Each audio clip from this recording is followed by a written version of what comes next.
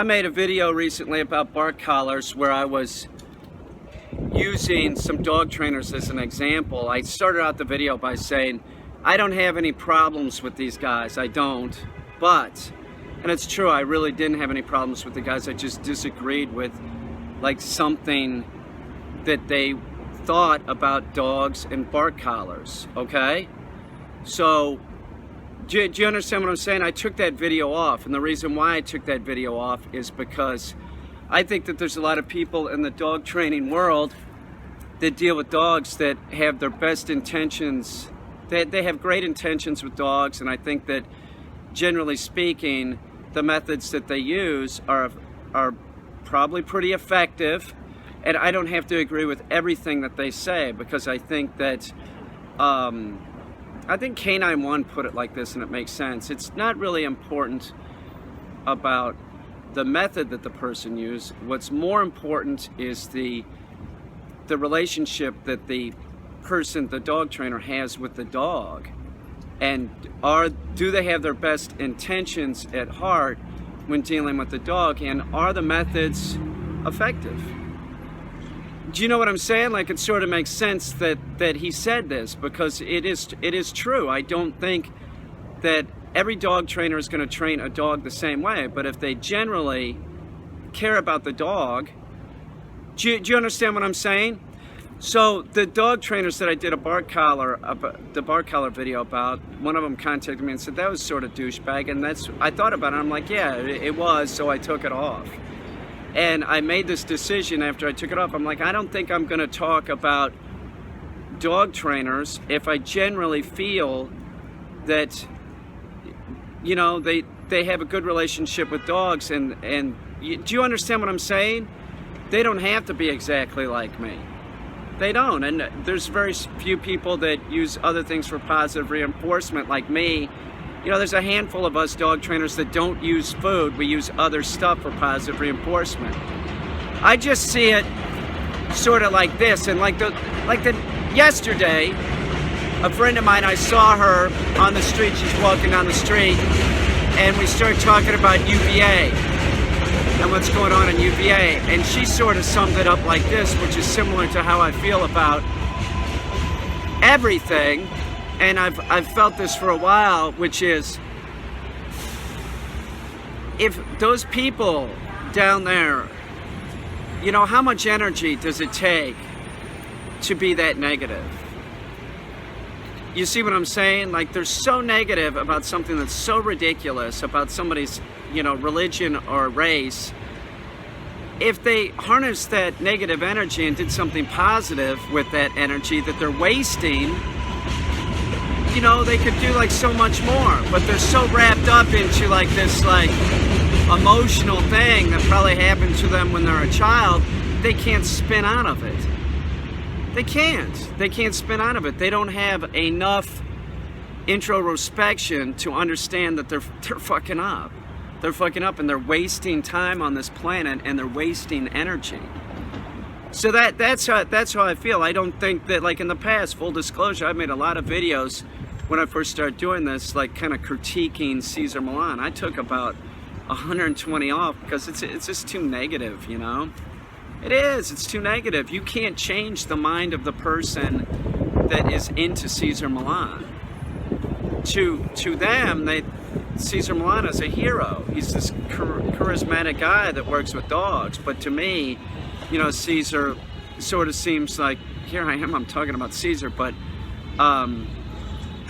you know, like he's sort of misguided. Like he can do some of the things that dog trainers do, but he can't do what do you understand? Like, we use that common sense approach, like we want the dog to be calm. Do you understand? We do tell the dog no, but we train in commands. So I don't even find myself wanting to, I don't want to do Cesar Millan videos just for the sheer fact that you're not going to change anybody that likes Cesar Millan. You're not going to change their mind about what he's doing. It isn't dog training. It isn't. And they'll even say that, well, he's not a dog trainer. Yeah, I know that. It's sort of unrealistic, and it's not really an approach that works for the lifetime of the dog. It's sort of like positive reinforcement training, it's just a fraction of operant conditioning. In other words, operant conditioning is both about the positive and the negative and the alleviation of both. But purely positive, they just use the positive portion, and it's a bastardization of that. Now, Cesar Millan, sort of interesting because he sort of uses the negative portion and he throws something else in there. And what he throws in there with the negative portion is the fact that he knows that dogs, canines, are social animals, and there's like this social hierarchy, and that if you're going to deal with a dog, you have to take that into consideration. That's another reason why positive reinforcement training is not effective. So I guess what I'm saying is this, is like, I don't find the need to jump on any bandwagon of, you know, if a dog trainer does a negative video about me or something, I'm not going to do a negative video back. I've been saying this for a while now. And I really don't find myself wanting to do a video about some low-level dog trainer, you know, like what? Like, you know, so they say something shitty about you, or they say that your method is inferior, whatever. It's just sort of like, what's that do? Nothing, really. It doesn't do anything to me. My channel just keeps going on. So you're not gonna see too many videos where I'm like bad-mouthing a dog trainer, unless it would be probably Zach George, and I don't find myself wanting to do video after video about Zach George, because Zach George is sort of like Cesar Millan in that you can't change the kids that watch that show. You know, Zach George's YouTube channel. The kid, that's mostly Zach's subscribers, or children, I think. So they have a child's mind and a child's view of what dog training should be, but in real life, that's not how it is. So by me saying something real negative about Zach George, I just end up having people, you know, kids come to my channel and say something ridiculous. Like I had something just the other day was, Zach George is better than you because he doesn't use foul language. Do you see what I'm saying? And I can tell that that's a kid or somebody with a child's mind, because that shouldn't be your yardstick of, is a dog trainer competent? What is the vernacular that they use is absurd. See what I'm saying? So I can't take that kid or the person with the child's mind or child's like mind, their view of Zach George, and change it. There's nothing that you can do to somebody that, like, you can't do it. It would be similar to like trying to change a Trump supporter's views. You can't do it. I can talk about it because it's politics and it's sort of interesting to talk about, but I don't think that I'm ever going to be able to change anybody's views that is really all about Donald Trump. You know, you see what I'm saying? And politics and dog training, it's two different things. It's two different things. So I can't see not doing videos about Donald Trump. You know, what am I gonna not talk about it? It's on my mind. It's politics. It's everybody's dealing with this, you know. But I'm not making a video where I'm like, I think that I'm gonna be able to, you know, change. I'm not. Hey, listen, I have 30,000 subscribers. First of all, I don't have a reach. I don't have the reach to be able to change anybody's opinion on Donald Trump. I don't have a TV show. I don't have 1 million subscribers.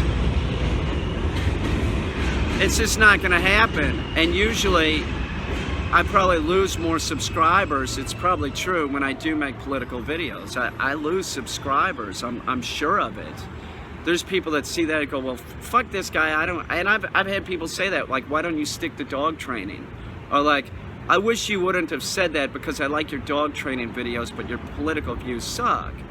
Well, they're my political views.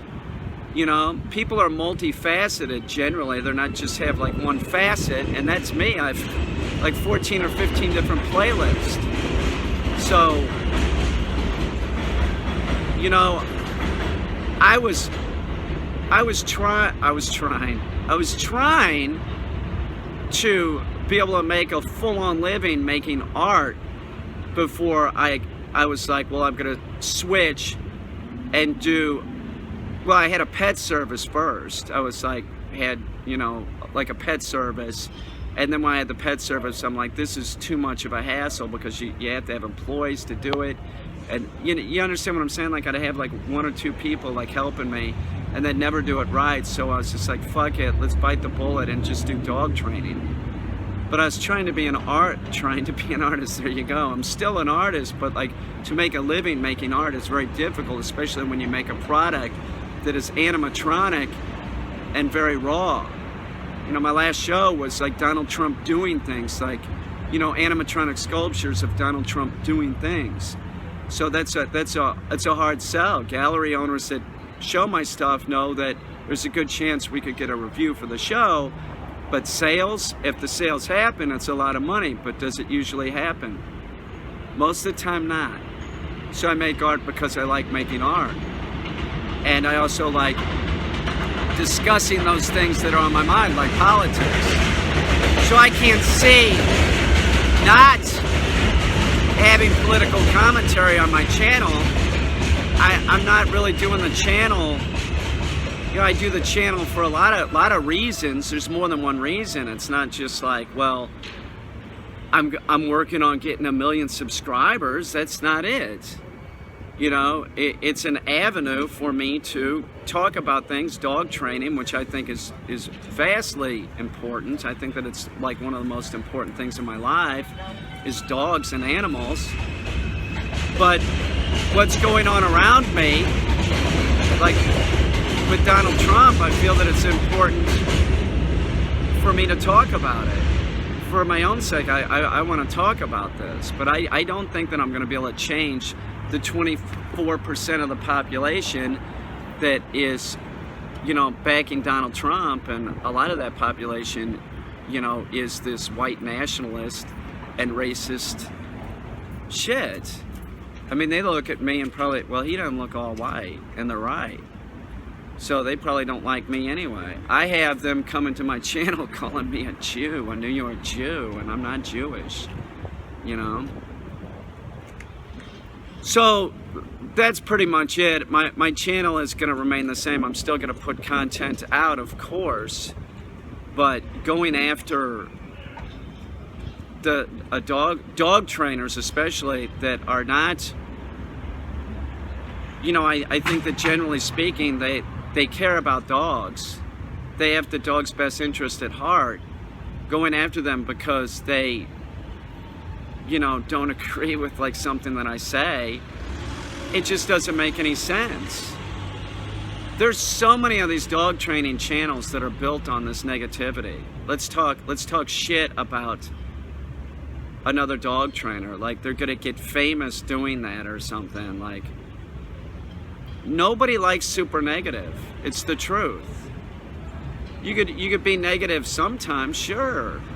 You don't want to be like Zach George, which is all just, you know, yay, everything's okay that your dog's doing. That is just as bad as being super negative. You see what I'm saying?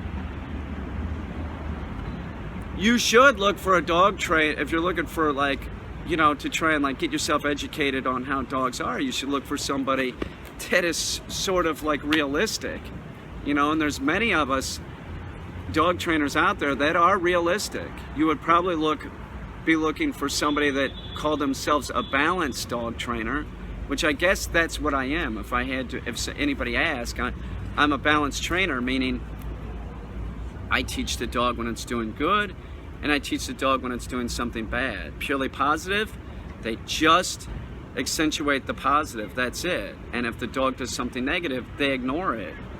And that doesn't work. That doesn't work so good. Anyway, so that's it. I just had realized this after I made this decision. Like, I'm taking that video off.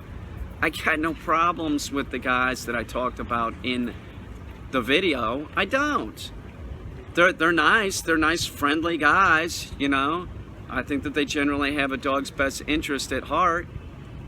We don't have the same views on bark collars, and that's all right. You know, you're not going to save the whole world. I'll tell you that.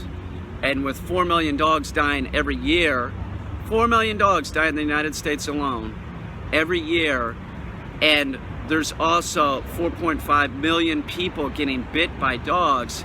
It's a clear problem. And out of that 4.5 million people that get bit by dogs, 1 out of 5 have to go to the hospital. Many times when you have to go to the hospital, if that bite, if you go to the doctor, it has to be reported to the health department. Many times those dogs are just going to get put down. So why are dogs getting put down so much? Because of improper training, lack of training, or no training at all. If a dog trainer's, you know, saying, hey, look, we have to teach the dog a negative, you're probably all right in my book. You don't have to agree with everything that I say. I don't have to agree with everything that you say. You know, look at my hair. I need a haircut. I do. It's a drag that the guy's not open. Oh, he is open. I have this guy, 85 years old. This is the truth. 85 years old, and I keep going back to him because he's 85, and I know that he can use the bucks, and nobody wants to sit in his chair because he'll fuck you up. So I go over and get a haircut. He cuts the bulk of it off. This is true. And then I come home, and then I sort of try and fix it. There's a chick at Walmart that does a great job, and I'll tip her double, but it's never a situation where I have time to go in there and get my hair cut. So I usually use the 85-year-old guy. And he doesn't have straight hair, and I've heard that. Like, if you're gonna get your hair cut, like say if you have an afro, you go to a guy that has an afro. They understand the hair better. But I'm like, I don't care. I don't care if the old man has an afro. You know, it's a learned thing. It's a learned thing anyway. I think that he just doesn't give a good haircut because he's 85, not because he's black. You know what I'm saying? If it was an 85-year-old white dude or a guy with straight hair, I'd probably still have to fix it. I gotta go get my hair cut, I think. I bet his chair's empty.